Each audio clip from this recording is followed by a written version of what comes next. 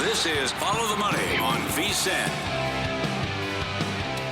It is Follow the Money here on Thanksgiving. Matt Brown and Jeff Schwartz in for Mitch and Paul. It is 4th and 3 for the Green Bay Packers. 1:55 left in the fourth quarter. They lead by 7 points. Currently, the offense is still out on the field. Now, Jeff, we know this could be just to try to draw them off. This could be, see what's going on out there. But as of right now, the offense is out on the field.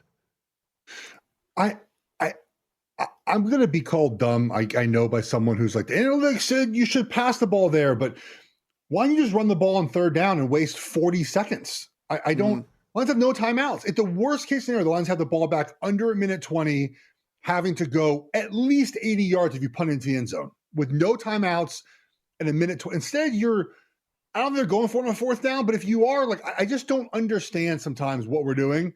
I'm sure someone will tell me that it said go in the analytics book. I get it. I just don't like it.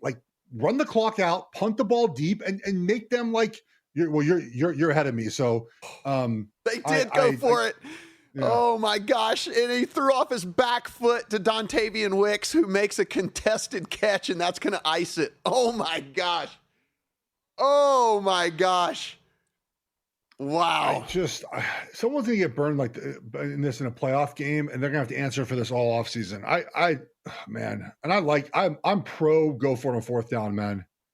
That is going to do it. The Packers are going to get the road win outright here over the 3-point favorite Detroit Lions. They'll just kneel this thing out here. So did go for it on 4th and 3 and converted, again, a contested catch by Dontavian Wicks, who had himself a day, 94 yards and a couple touchdowns for him. Now joining us here on the program, kind enough to make some time for us, Todd Leabo, Chiefs reporter for Sports Radio 810 there in Kansas City. Todd, this one is in the books. You have a Green Bay team that went for it on 4th and 3. You get the Jordan Love backpedal pass, and now we move on to your game. Yeah, one shoe there too for Wicks as well. He lost a shoe on that play. Hey, here's the deal: you're playing with Dan Campbell. You're just going to out fourth down each other, I guess. He probably looked back and should have kicked the field goal the first drive. I don't know. Hey, man, I don't understand any of the analytics in this game anymore. People are taking the ball in overtime instead of deferring and giving people 4 downs. I mean, it's nuts. Someone's got some information I don't have, I guess. It's in those books, man. They spend all year trying to figure it out.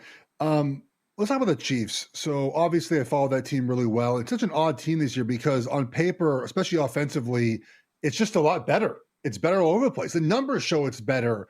Why are the results not what the numbers show and how well they should be playing offensively the last couple of weeks?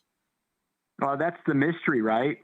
It doesn't make any sense when you look at the all the little numbers inside, all the kind of production numbers, but they're just not scoring touchdowns enough. That's number one. You got to be good in the red zone. Listen, they won the game last week, but 5 field goals was 5 field goals. They won a bunch of touchdowns. And they're just not getting that part of it done. They're not quite as good on third down as they were last year either.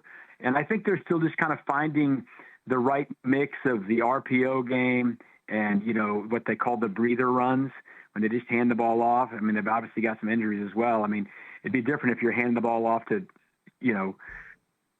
Jonathan Taylor or something like that. I like Kareem Hunt a lot, but Kareem Hunt's 30 years old, and Isaiah Pacheco is going to be back today. Maybe that'll change things a little bit, but they've just got to find a way to get that done, and they're not helping themselves on special teams at all. That's been a problem.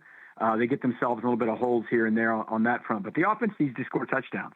Plain and simple, they need to score touchdowns, and this is an important stage for Patrick. He's from White House, Texas, White House High School in Tyler. He's got a house in Dallas. This is the team he grew up watching, so this is a big homecoming thing for him. I expect the best out of him today. Follow the Money here on VSiN, the Sports Betting Network. Talking to Todd Leabo from Sports Radio 810 there in Kansas City. Todd, this Cowboys offense has been really good all season long, and it seems like now that George Pickens has really worked his way in as seems like almost like a 1A, 1B situation there with CeeDee Lamb. I know the Chiefs' defense has played well all season long, but it seems like this Cowboys team is really hitting their stride right now. Do you think this thing has weird, sneaky shootout potential here? Or do you think that this is, the Chiefs maybe slow this thing down a little bit and try to keep that Dallas offense on the sideline? Yeah, it's going to be tough to do. I mean, the Chiefs have really good cornerbacks for sure. Trent McDuffie's outstanding. But you need 2 or 3 if you're going to play against this Cowboys team. Jalen Watson's done a really nice job. This was a 7th-round draft pick 4 years ago. He's played in some Super Bowls and all that. He's done really well, but this is a tall task. Who's going to, guard CeeDee Lamb and George Pickens? The thing that would make that a lot better is if you got pressure on the quarterback. Well, they don't get pressure on the quarterback with 4 guys. They have to blitz and do things like that. So that'll be up to Steve Spagnuolo and the crew to figure out the right time to blitz and to get there on those blitzes, because they're just not causing pressure with their front. It just hasn't happened this year. Chris Jones looks like he's played really inspired the past couple of weeks. Can't say I've seen that all year long. Listen, the rest of them really do well when Chris is playing hard. But they don't have game wreckers, like Micah Parsons just, made that big sack earlier in this game we were just watching. They don't have that guy right now. I was asking you about the pass rush because, Chris Jones, he made such a difference in that Colts game in the fourth quarter. He really came alive, and that hasn't been him all season long. On a short week, an older player, can we expect that from him in this game? And, is Karlaftis playing? Is he on the roster? Can we get him to pressure the quarterback for once, you think? Yeah, for sure. I mean, that's the thing. I mean, George he's got a hand issue. He's playing with this, kind of cast thing on, but that doesn't mean you can't get back to the quarterback. I know you want to get your hands on the lineman and work a little bit, but he has not been exactly what they paid for. They gave him a deal this offseason. It's a good point you make, Jeff, with you're talking 30-year-old Kareem Hunt, over 30 Chris Jones, mid-30s Travis Kelce. These guys have got to come back on this short week, and that game against the Colts was an all-out war the whole time, and a lot of guys laid it on the line. The Chiefs had 95 or 96 offensive plays, which is college stuff, right? So these guys were tired out there, and they, Andy knows how to work it. Give them the right amount of time and stuff like that. But it's going to be a battle to see if those guys can come back and be effective, because it's not easy to go play 95, 96 plays of offensive football in the National Football League, then turn around and do it again 4 days later. Todd, you mentioned Pacheco being back for this game. Do you think that this changes the offense really at all for them? I mean, Pacheco wasn't that efficient when he went down. Is it just maybe a product of the offensive line here that they weren't having success on the ground, not really getting it going? I mean, I know we got Hunt over 100 yards last week, but it was on 30 carries, right? So we're still talking 3.3 yards a carry with all that. Do you think we see something different today, or probably a lot of the same? Well, probably some of the same. They hope. I mean, Isaiah Pacheco maybe get a little more, but there's no 60-yard runs out of these guys. Mm-hmm. That's not happening. They're not out of these guys. The fear here is, Trey Smith's not playing at right guard. He hurt his ankle. One of those guys who gutted it out, got back in the game, finished the first half, then couldn't go. Mike Caliendo does a nice job as a backup, but they did not run the ball nearly as well in the second half. So that will be something to watch. Watch that right guard and see if the Cowboys front, which is different than it was a month and a half ago, right? See if those guys can mess that run game up. You know how it is with Andy Reid. He wants to throw, and I don't think they'll be, the split they had last week with Kareem Hunt having 30 carries and, they ended up 40-some carries with Patrick running and all that stuff. So I wouldn't expect that today. This feels a little bit more like putting it on Patrick's shoulders. I feel like the internet did bully Andy Reid into running the ball last week, so I appreciate that. Can we bully Dave Toub into getting the special teams to stop holding players? I am rather shocked at how bad the Chiefs special teams is this season. 3 holdings last game. Has he spoken about this at all? Because it has not been what the Chiefs have been in the past. Yeah, well, we didn't get Dave this week because it was a short week. We get to talk to him every week, and he's been frustrated. And we have, Anthony Sherman and Garrett Dieter, a couple of special teams guys on our radio station every week, and they're both frustrated watching it. It's technique stuff, right? You have to have that mental clock in your head. You can have contact with the player for just a second, but if you're near the ball, you got to let go. And they've just not done a good job at that this year. And they're not getting anything on the returns. And gosh, Harrison Butker kicked 5 field goals last week, but he also has missed the target twice on kickoffs. You got to get the ball to the 20, and he's missed those a couple of times because these rules are kind of new with these guys. So it has been their internal special teams rankings. Last week he told us the Colts were second in their rankings, and they're 22nd. So they know they're not living up to their standard. But it's not been good enough, and I don't know if he's just picked the wrong guys to be on the team. I can't imagine they're not coaching them hard, right? It all comes down to the players making the plays, but they have not been good, and that can be a factor in this game because the Cowboys can get after it in the return game. Todd, we got about 30 seconds here. When we're talking about this in 3.5 hours, what is going to be the result? I was right a couple weeks ago. I picked against the Chiefs at Denver, I picked him at home last week. Something tells me they're going to find a way to win this, and Patrick's going to rise to the occasion down there in his close to his hometown. Give me the Chiefs by 3 or 4, maybe something like that. But I think it's going to be a bunch of points. He is Todd Lebo. You can find him on Sports Radio 810 there in Kansas City. Appreciate the time and enjoy the game. Happy Thanksgiving, guys. As we sit right now here, Jeff, it is still 3.5 everywhere except out here behind me that is juiced really big time now, minus 125 on the 3. So we're getting Kansas City money at circa 53.5 is our prevailing total. When we come back, we'll give you the final lines here as we get ready for the kick and our last-minute bets and handicap.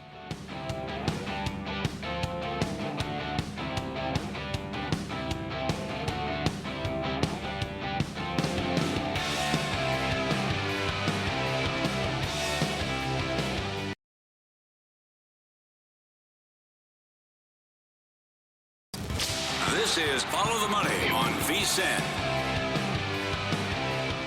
17-14 Cowboys over the Chiefs at the half.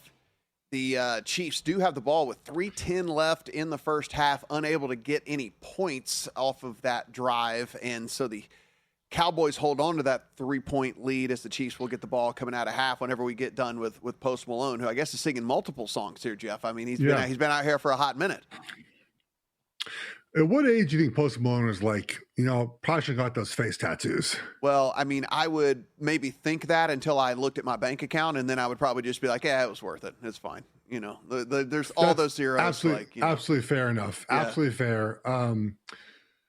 Cowboys cheerleaders doing their thing, and Post Malone is singing with one Cowboys boot on, it looks like. Yeah. So, also, this is obviously an incredible amount of Cowboys cheerleaders. I mean, I knew there was a lot, but I didn't. I mean, there's like 50 of them. Yeah, I'm not counting, but there look like a lot. Absolutely. Yeah, I didn't know there was.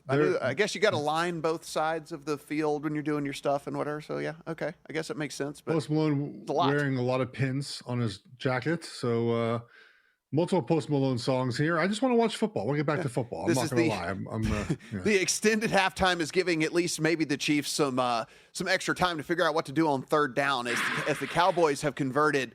I mean, clutch third down after clutch third down after clutch third down, which has led to kind of their offensive success. Outside of the pick on the very first drive, which was Dak Prescott's second attempt on the entire game where he had a free runner coming at him and hit him as he threw it. Outside of that, they've had a pretty good amount of success here against this Kansas City defense so far. And so maybe the Chiefs are trying to figure something out, what they're going to do on third down, because, Jeff, as you mentioned, it has been fairly easy for the Cowboys so far. Yeah, it has. I just saw a tweet on George Karlaftis, who they paid $1 billion to, one pressure on 16 snaps so far in this game. That's not going to win the game for the Chiefs. So they need everyone to step up at halftime. Yeah, that is again, is Mahomes under 100 yards so far, 89 yards on 9 completions, 12 attempts. Does have a couple of touchdowns. He's been sacked twice so far in this one. We'll keep you updated whenever this thing gets back going again, but Post Malone's still doing his thing. So I still think we're a hot minute away from this actually getting back to action. We are. Maybe this is his last song that rolled this off the field. The specialists get on the field and have to do it. Dude, the Cowboys, have you been to a game AT&T before, Stadium? I have. Cowboys or college football? I went to, both, but I've been to multiple college football games. It's interesting because I was there, I think the first year it opened up as a player, and it feels like you're in a bar or club, like you're in a fishbowl, like there's a party happening, and then, there's a football game. Like this vibe fits what the stadium feels like. And I don't know if you felt that way as a fan, but it certainly felt that you're there for the entire event of the day, not just for the football game. Where other places, it's just you're there for the football game. I'll tell you, one of the times that I was there, and this is not a shot, this is just the truth. I was there for LSU Oregon there at the season opener when LSU put it on them 40-27. We got our ass kicked. It's okay. It's okay. Yeah. That was a fun one, definitely, to be there for. Okay, I want to ask you. Now we can actually win those games. We couldn't win those games 14 years ago. Now we're more competitive. That was the big difference between Oregon then and now. Is Oregon just couldn't win LSU, couldn't beat Auburn. Like that was our bugaboo. And now we're finally at the place, I think, where we can be competitive against SEC teams like that. Houston is on the road at Indy this week. It's 3.5 in favor of the Colts at home. 44.5 is a prevailing total here. CJ Stroud is going to be back for Houston. And then it comes out that Danny Dimes has been playing through like a stress fracture in his leg or something here. Yeah. Jeff. So, I mean, good on him, I guess, for gutting it out and playing as well as he had so far. They're on the other side of a field goal against a very, very good defense. I know the Houston offense leaves a little bit to be desired, but that defense has shown up week in and week out. Is 3.5 too much in this thing? I like the Texans, man. Mm-hmm. I got them at 4.5 earlier this week. Look, let's do Colts maybe first in this. Yeah. We're starting to see Daniel Jones come back to earth, which was pretty predictable, but teams are figuring out, let's just stop the run and make Daniel Jones be the offense, be the plane, and drive the plane. And it's not going as well as it was during the season. And we even saw against the Chiefs last week, quick passes, max protections. Like they didn't really trust him to open up the offense like we saw early in the season. And guess whose defense is coming in? Houston's defense. They're going to say, yeah, you're not running the football against us. We're taking that away from you.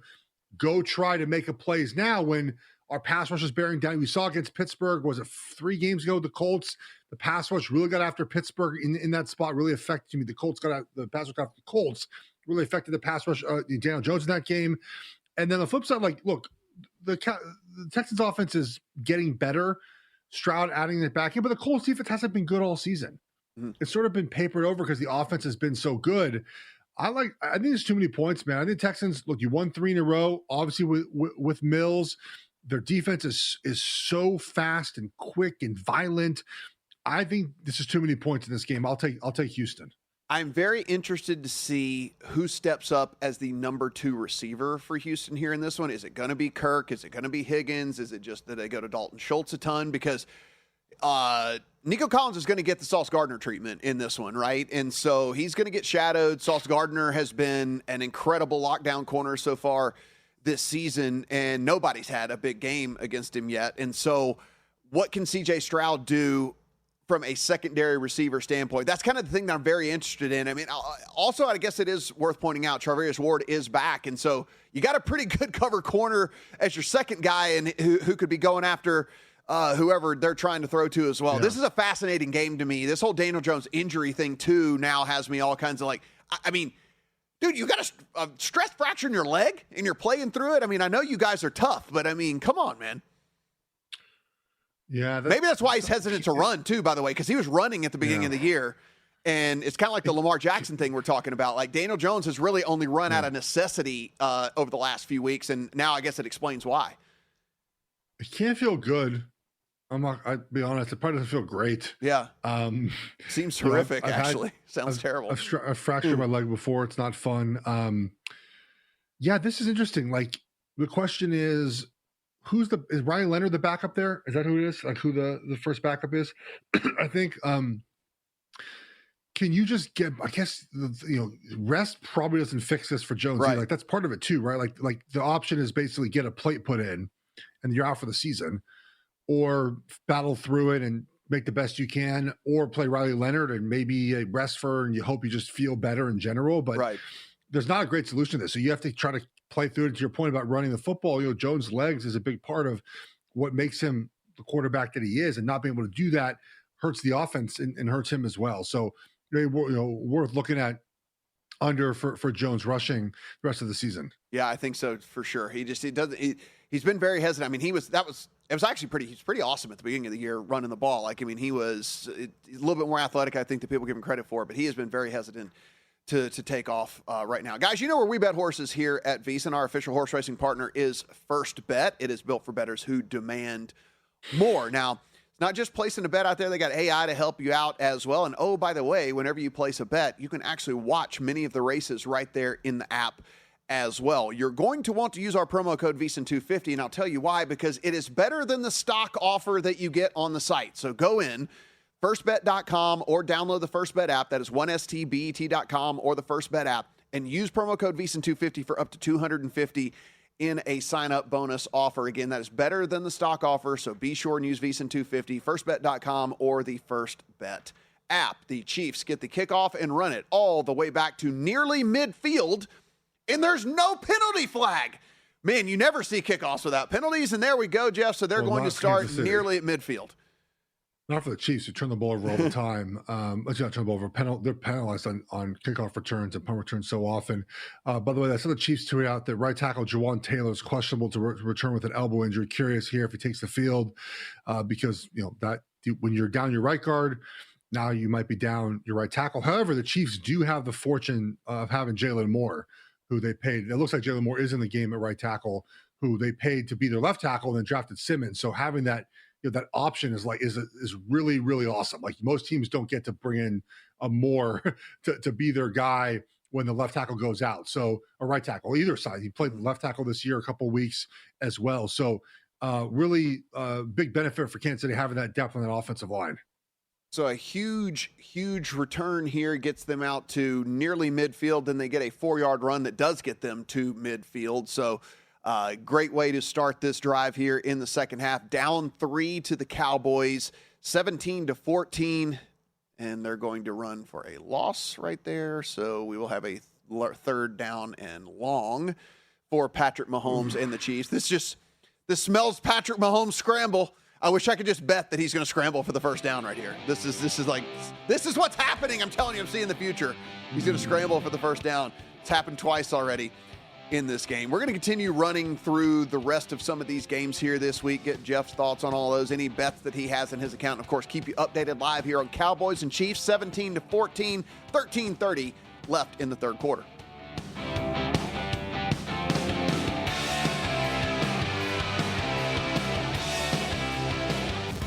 This is Follow the Money on VSiN.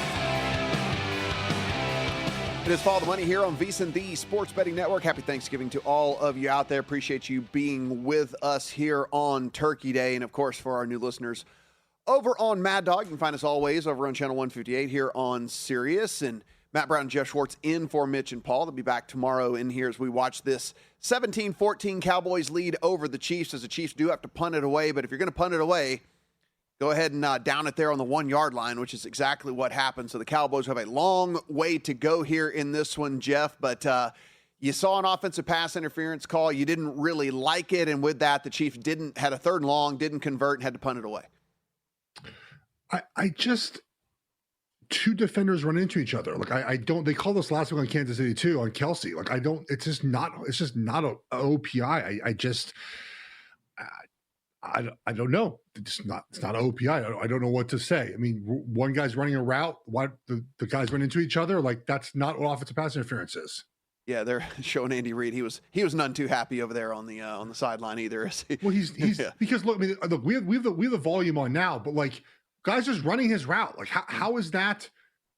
The Cowboys defender contacts him, and the other defender contacts the Cowboys guy trying to go across to get his guy. Like that's not the definition of OPI at all. I just, again, it's just a bad call by the officials, and it stunted a Chiefs drive. It's not the reason why they're losing, but they had a first down. They had a nice 12, 13-yard play, and it came back. We are still plenty of time left here in this one, but one more game to go today between Cincinnati and Baltimore. Kind enough to join us here on the program, Jay Morrison. You can find him over at BengalsTalk.com. Jay, appreciate the time, man, and happy Thanksgiving. Yeah, happy Thanksgiving to you guys. So here we go, the return of Joe Burrow. And pro athletes are pro athletes, and I know they want to, get out there and play. That's what they do for a living. But I guess there are a lot of people out there who are wondering why. Why would you take your franchise quarterback that you just paid $1 trillion to and put him out there behind this offensive line in what seems to be a lost season? What kind of is the sentiment amongst people in your circle? Yeah, I mean, the main answer is he wants to, and he doesn't run this team, but his opinions and his wants carry a lot of weight with this team, and it's also, this team has never punted on games. Like if they have that's all they're about, is trying to win games. We've seen them in 2019 be winless at the trade deadline and hopeless and refusing, turning down calls to trade for for AJ Green, for Geno Atkins. If they think they have a chance to win games, they're going to do everything they can, and they're not out of it yet. They ran the table with 5 straight wins at the end of last year. They've won 7 straight games with Joe Burrow at quarterback. They believe, whether it's false hope or not, they think he gives them a chance to kind of run the table again this year and maybe sneak in. So they're playing with fire a little bit. If he does get hurt, it sets him back next year. But he wants to play. The front office wants him to play, and he's going to be out there. So I've had an injury before to my big toe, not turf toe, but it dislocated my big toe. It feels good in practice as you rehab, and then you get to the game and it's like, oh boy, not as healthy as I thought my toe is. I imagine Burrow feels a little bit that way today. Do you think they changed the offense a little bit to help him out, whether it's quick passes, whether it's a little more ground game, whether formationally? Because it does feel like if you just put him back in a regular offense and he has to move a little bit too much, that could affect that toe a little bit. Yeah, Zach Taylor was open about that he really does have to be mindful of that and the way he calls this game, and Joe has to kind of do the same. You know, he can't. That's one of his superpowers, is extending plays and really making something happen. And he's just going to have to get rid of the ball, not try to press it. And they've really found something with this run game. The offensive line has been playing better. Chase Brown he's had 5 straight games with 100 scrimmage yards. Now they're getting Samaje Perine back tonight too. So if they can lean into that run game and lean into the quick game and not have Joe running around back there, that is going to be ideal. But you're right. You know, it's one of those things where until you test it out in a game, and he's going to be wearing a metal plate in the foot, that's going to protect the toe. But how uncomfortable is that going to be when he does start running around? Talking to Jay Morrison of BengalsTalk.com. Jay, I mean, obviously the focus is on Joe Burrow and Ja'Marr Chase returning here for this one, but really the story is, can the defense stop the Ravens often enough? It doesn't really matter how good the offense does if the defense gives up a score every single time that the other team has the ball. Is there is there some plan here to try and limit Lamar and the Ravens here on Thanksgiving? Yeah, I don't know. It's one of those things where Lou Anarumo was so good. He really did seem to come up with some good plans against the Ravens until last year. Last year, just 2 shootouts, 41-38 in the first game, 35-34 in the second game. We'll see what Al Golden does. The defense does seem like it turned a little bit of a corner last week against a pretty good New England offense. But they lead the league in missed tackles, and they're last in points allowed, and they're last in passing yards allowed, and they're next to last in rushing yards allowed. And there's a lot of weapons on that Baltimore offense. It's going to be really tough to limit that team. And another thing, you know, for your people listening that are prop bettors, Mark Andrews, the Bengals have given up more receptions, more receiving yards, and more receiving touchdowns to tight ends to any team in the league, not just this year, but over the last 5 years. It's been an ongoing problem. Mark Andrews has lit this team up year after year after year, and I think that is the matchup. Everybody's going to focus on Lamar. They're going to focus on Derrick Henry. I think Mark Andrews is going to be the key to this game. We know Ja'Marr Chase is coming back from his suspension. No T. Higgins with a concussion. Do you expect a second or third wide receiver here to pop up to get a lot of catches tonight? Yes and no. I think it's going to be Mike Gesicki, and he's a tight end, but he's essentially a wide receiver. He's rarely in line. They split him out a lot. He's a guy that last year that all the focus was on bringing Ja'Marr and T back. Well, they brought Mike Gesicki back. 3 years, $24 million. Joe Burrow lobbied for him. He really kind of found something with Gesicki toward the end of the year, and Gesicki was out for 4 weeks with a pectoral injury, came back last week, kind of got the rust off. I think that's the guy that Joe Burrow's really going to lean on if the Ravens just throw everything at Ja'Marr Chase. If we look, I know Yoshivas kind of picked up a little bit of the slack last week, but is there any incentive on Cincinnati's side to kind of see what they have in Mitchell Tinsley? I know that he was getting at least a couple of more reps this past week without Jermaine Burton even an option to get any snaps this week as he's ruled out.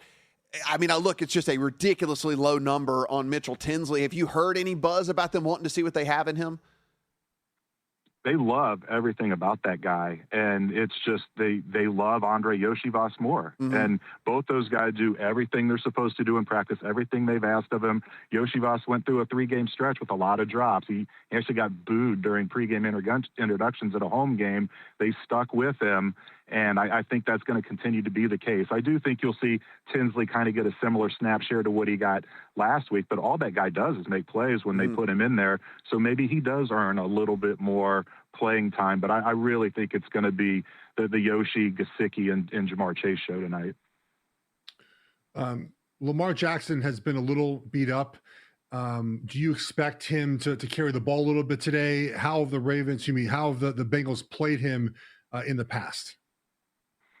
Yeah, they've used a spy on him in the past, and they're kind of the secret weapon against him was Akeem Davis-Gaither, kind of a backup linebacker, a special teams guy. Well, they let him walk this year. He's in Arizona now, and they're starting 2 rookie linebackers. That's a big concern. I don't know. The Ravens may not need to rely on Lamar running the ball, but if the Bengals are able to kind of shut down Mark Andrews and Derrick Henry and Lamar starts taking off, that's something to watch, because that's where a lot of these missed tackles have come from, is these linebackers that take poor angles, their eyes aren't right, the teams get out there and start doing all kinds of misdirection and trick plays and just have these young kids' heads spinning.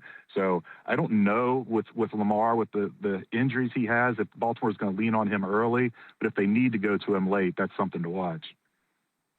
So we are sitting here. It's on the other side of a touchdown, 7.5 at majority of the books out there. Do you think we see a close game? I'm not going to have you call the outright upset here for Cincinnati, but do you think they keep this thing within a touchdown? Yeah, I really do. They've played as bad as they were last year.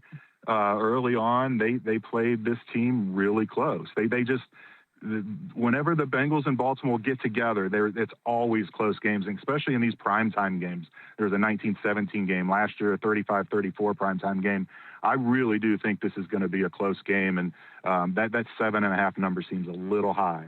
Jay, I do appreciate the time. Everyone can find your work over at BengalsTalk.com. Enjoy the game tonight, and I wouldn't be rooting for I'm kind of rooting for an outright upset. I've got some other, reasons for all of that. So hopefully we'll be celebrating together tonight.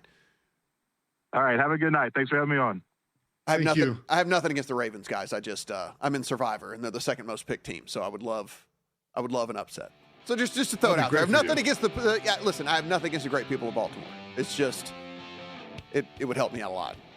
My value, the value of my ticket, Jeff, would increase. I'm rooting for you. Exponentially here. So the Chiefs have the ball on the other side of midfield. Looks like an incomplete pass. We'll let you know how this is playing out here. Final segment when we come back.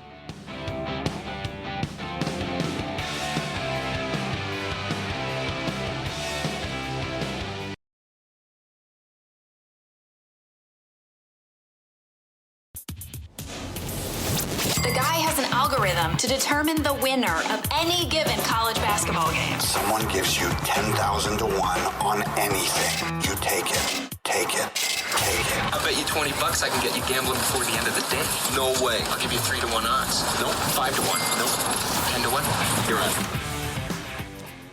All the money here on VSiN, the Sports Betting Network. I have a play this week that I actually put in this morning whenever this thing got off of the hook, and I played the Jacksonville Jaguars at 6 on the road against the Tennessee Titans. Jeff Schwartz, I will play nearly any team in the NFL that's not in the bottom 5 of my power ratings against Tennessee at this point at less than a touchdown.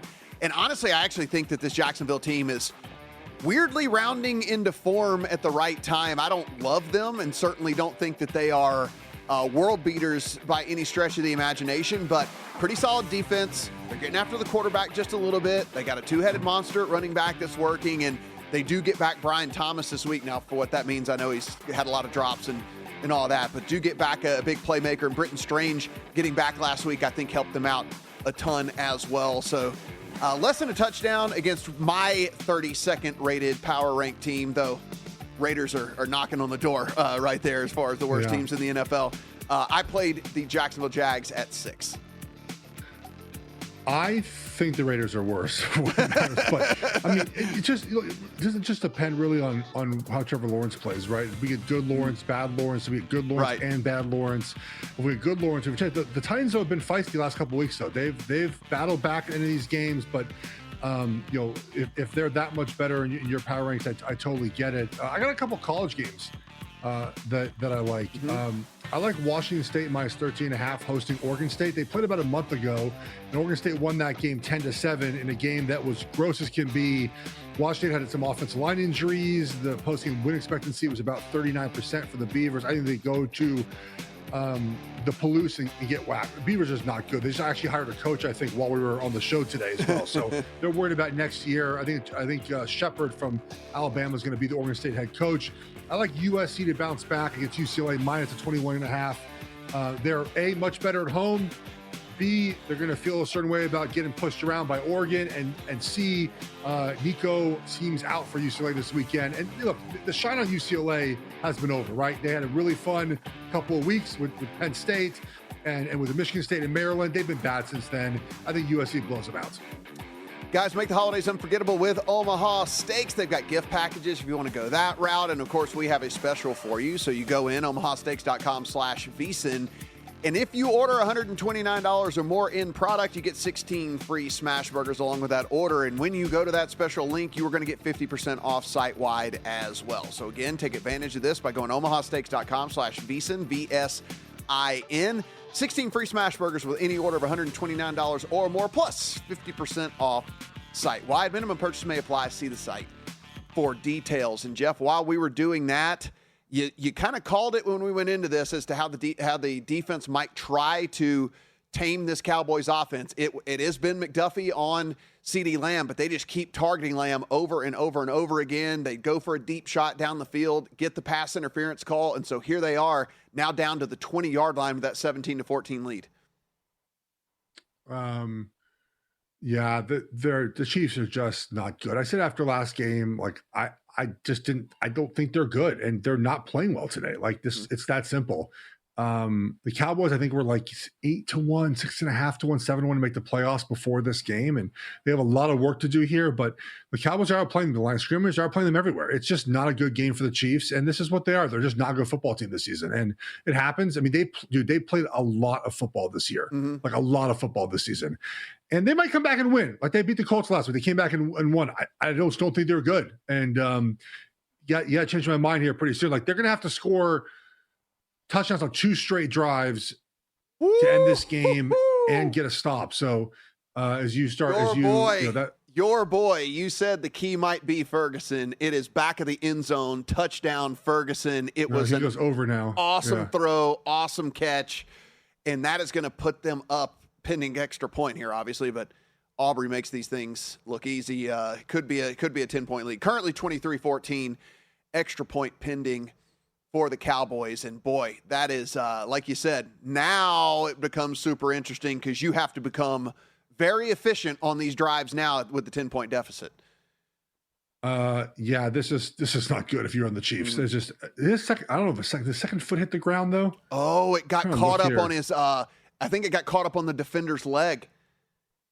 So there's the one for sure. Yeah, it never hit the ground. So it's not going to be a catch. This feels like not the spirit of the rule. Right. Like his left foot hit twice. Right. I just don't think that's the spirit of I just don't think this is the spirit of the catch rule. I don't think this is. I think it should be a touchdown. The same foot twice should be 2 feet. Because I mean, you're getting 2 feet in. I agree with you 100%. The same foot twice should be 2 feet. Why would it not be? I agree. Why would it not be? I mean, the same foot twice. It looks like that is going to come off, though, because it got caught on the defender's leg and never actually touched down. So we will remain 17-14 with the Cowboys threatening here. Takes that touchdown off of the board. So that will make it a 2.5-point live spread. I'm pretty sure that's where we were before it ticked up. So you could get the Cowboys at less than a field goal right now if you wanted to. So we'll see how that plays out. If you think the Chiefs come back, it is now flipped. They are the plus money, obviously, plus 160 now for the Chiefs to come all the way back and win this thing. So we'll let you know. They'll make it official, but it's definitely not going to be a catch. That foot did not make it down. It kicked the back of the defender's leg there. I think this is not. I mean, it's a touchdown. It should be a touchdown. Yeah, I know. It should be. It should be. Look, Ferguson will probably get 10 more yards and I'll go over anyways. I just don't like it. I think he caught the ball and got 2 feet down. I just, that's my personal opinion on this. Yeah, I know. It seems wrong that it wouldn't be, because if you get the same foot down twice, then, I mean, that's 2 feet. I don't know why you would need 2 different feet down. This happened in a playoff game, didn't it? Like a Steelers receiver, I think, like hit his foot twice. And I just personally don't like the rule, but I don't like a lot of rules, and you have to live with them anyway. So not good for the Chiefs, I guess. I mean, it's a Chiefs fan, but what have they done to show you they're going to stop the Cowboys from scoring a touchdown here?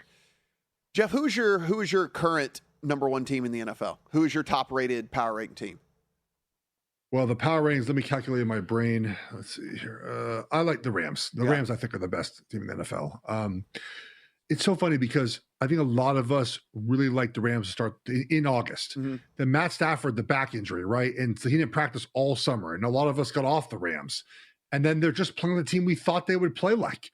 They're very good in offense. Devontae Adams has been incredible addition to that team. The offensive personnel usage, the 13, the 12, just using different ways to use these tight ends and mixing with the wide receivers. Matt Stafford's been incredible. He's very rightfully the favorite for the MVP. The defense, right? The young defensive linemen are getting better. They're attacking on defense. This is what we thought the Rams would be. And a lot of us said, well, if Matt Stafford's not going to play, then they're not going to be this good. And he's played, man. Like, I'm surprised. I don't know what he did to get his back to where it needs to be, but he's played really good football, man. Yeah, I had the Rams every which way but loose in the summer, so I'm really happy with the way this played out. And this was before the whole back stuff got announced, so I certainly I lucked out there with that one. But I got a 50-1 on him for MVP in the account, and have them to win the division, to win the conference, and the Super Bowl as well. So we'll see if they can hold on with all of that. You said you might have the Raiders as the worst team in the NFL. They are 9.5-point dogs at the Chargers. The Chargers have the worst offensive line in all of the NFL. I know that the Raiders really only have Max Crosby on defense, and that's about it. But do the Chargers deserve to be, they got to win by 10 points. Should the Chargers have to win by double digits against anybody right now? Probably not, but they're off a bye. So maybe the healthiest they're going to feel a little bit. Maybe Chip Kelly's firing changes things. I mean, certainly possible. There's some reports about his play calling, and I don't buy some of the reports, but some of them make sense based off of film. And maybe just you have a new voices and you're playing better. But the problem is their offensive line is not good. They have a bad offensive line, immobile quarterback, and no wide receivers.